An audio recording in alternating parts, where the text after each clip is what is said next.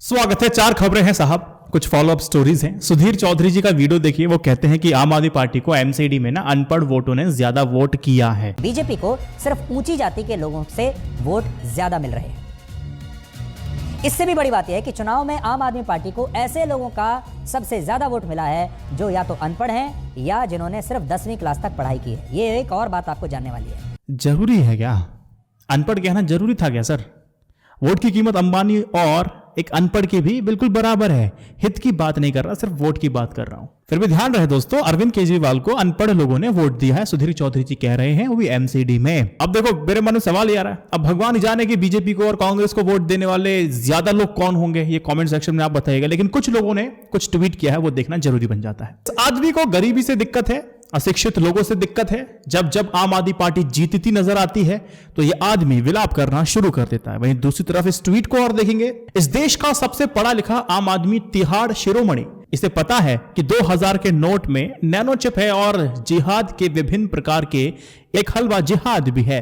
विधानसभा चुनाव में आपकी जीत पर इसने दिल्ली वालों को मुफ्त खोर कह दिया था और एमसीडी की संभावित जीत पर दिल्ली वालों को अनपढ़ बोल रहा है।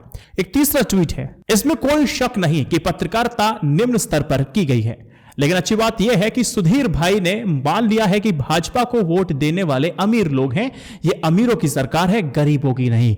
ये लगातार कुछ बातें सोशल मीडिया पे सुधीर चौधरी के खिलाफ कही जा रही है। अब मैं सेकंड स्टोरी की बात करता हूं। कल की स्टोरी खान सर की स्टोरी का फॉलो अप है, अगर पूरा माजरा क्या है जाके आप वो देख सकते हैं। एक्चुअल में क्या है ना कि ये बात जो मैं आपको बता रहा हूं कि मैंने एक फेसबुक पोस्ट पे पढ़ी थी, सशब्द मैं आपके सामने रख रहा हूं और आपकी बात, आपकी मंशा और आपकी समझ के अनुसार कॉमेंट चाहूंगा। फेसबुक पोस्ट पर एक विमर्श चल रहा था कि खान सर की गलती को stand up comedian Munawar Faruqui की तरह माफ करने की बात क्यों नहीं हो रही है, यह सवाल कर रहे थे। आपस में बातचीत चल रही थी। खान सर ने आतंकवाद जोड़ा था एक समुदाय को, आपको पता होना चाहिए। एक साहब कमेंट करते हैं कि देखिए कि स्टैंड अप कॉमेडियन के तौर पर मुनव्वर फारूकी ने इससे भी ज्यादा नफरती भड़काऊ मजाक किए हैं, जबकि खान सर ने बहुत ही हल्के फुल्के अंदाज में एक सामाजिक सच्चाई को छात्रों के सामने रखा है।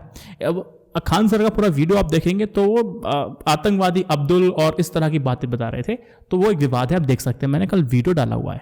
जिस देश में राष्ट्रगान तक का धर्म पता हो, उस देश में आतंकवाद का मजहब किसी को नहीं पता है। और अगर कभी कोई बात कर भी देता है तो खान सर इस वीडियो क्लिप की तरह उस पर भी बवाल होने लगता है।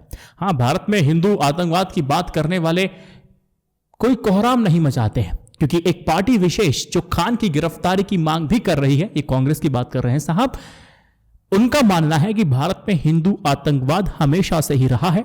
इतना ही नहीं, और इस पार्टी के पैरोकार भी खान सर को गिरफ्तार करने की मांग कर रहे हैं। लेकिन जिस तरह से बुद्धिजीवी वर्ग से लेकर के वोक समुदाय के प्रगतिवादी प्रोग्रेसिव लोग हैं, क्रांतिकारी लोग हैं और तमाम सियासी दल मुनव्वर फारूकी के समर्थन में तो नजर आ जाते हैं, लेकिन जब खान सर की बात आती है समर्थन करने की, तो खान सर के समर्थन में वो लोग नहीं दिखाई देते हैं। अच्छा, इसके पीछे का लॉजिक क्या बताते हैं? वो ये बताते हैं कि खान सर का समर्थन करने से मुस्लिम वोट बैंक का नुकसान हो सकता है। आपको पता है खान सर सीधे बात करते हैं, जबकि हिंदू धर्म का मजाक उड़ाने वाले मुनव्वर फारूकी के समर्थन से मुस्लिम वोट बैंक पक्का होता है। ये बात चल रही थी और ये सारे ट्वीट हो रहे थे।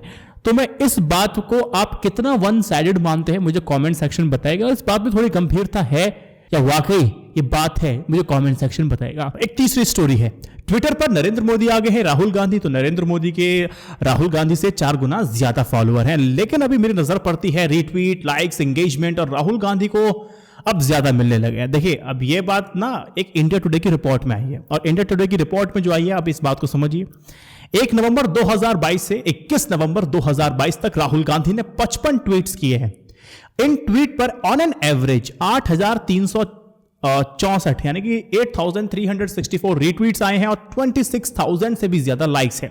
भाई नरेंद्र मोदी जी ने 214 ट्वीट्स किए हैं, जिन पर 4,419 रीट्वीट आए हैं और साथ ही 19,000 लाइक आए हैं। अब कहने को तो ये भी कह सकते हैं कि जल्दबाजी में कॉर्पोरेट मीडिया में अब आपको कोई बहुत जल्दी एक फर्जी सर्वे दिखाई देगा जिसमें कहा जाएगा कि नरेंद्र मोदी जी पूरे ब्रह्मांड के सबसे लोकप्रिय नेता हैं और प्रत्येक व्यक्ति उनसे प्रेम प्रार्थना सब कुछ करना चाहता है। राहुल गांधी आजाद भारत के अकेले ऐसे नेता हैं जिनकी छवि खराब करने के लिए कॉर्पोरेट घरानों ने, मीडिया ने, संस्थानों ने और पॉलिटिक्स ने गुप्त संगठन बना रखा है। पूरा एक अलायंस कोएलिशन कर रखा है, गठबंधन किया हुआ है और उन पर अरबों रुपए खर्च किए जा रहे हैं। इसे आप ऐसे भी कह सकते हैं कि राहुल गांधी इतने महत्वपूर्ण हैं कि मौजूदा सत्ताधारियों ने उन्हें सबसे महंगा विपक्षी नेता बना दिया है। तो राहुल गांधी की ये बात जो मैं बता रहा हूं आपको, महंगा नेता बना दिया, उन्होंने खुद बोला कि मुझे ना बर्बाद करने के लिए कॉर्पोरेट घरानों का पैसा लगा हुआ, क्योंकि मैंने उन पर सवाल उठाए थे इसीलिए। तो ये उस संदर्भ में बात कही गई है। लास्ट में मैं ईरान की बात कर लेता हूं। मैं लाइव सेशन संडे लाइव 9 बजे करता हूं, तो उसमें सवाल आया था, तो उस वक्त जवाब नहीं दे पाया, तो अब मैं दे देता हूं। कुछ महीने पहले ईरान में महसा अमीनी नाम की एक युवती को वहां पर गिरफ्तार करने के पीछे का कारण सिर्फ इतना था कि उस महिला ने ना हिजाब नहीं पहना हुआ था। उसके बाद हिरासत में उनकी मौत हो जाती है। जाहिर है ये गिरफ्तारी और उससे आगे यातना का पूरा मामला बन जाता है, सुर्खियों में रहता है, बवाल मचता है सड़क पर, आप देखते ही हैं। मगर इस बार ईरान ने एक खास प्रतिक्रिया देखने को आई है। उस घटना को चुप रह करके गुजर जाने देने के बजाय एक भारी तादाद में महिलाओं ने इसके खिलाफ आवाज उठाई थी।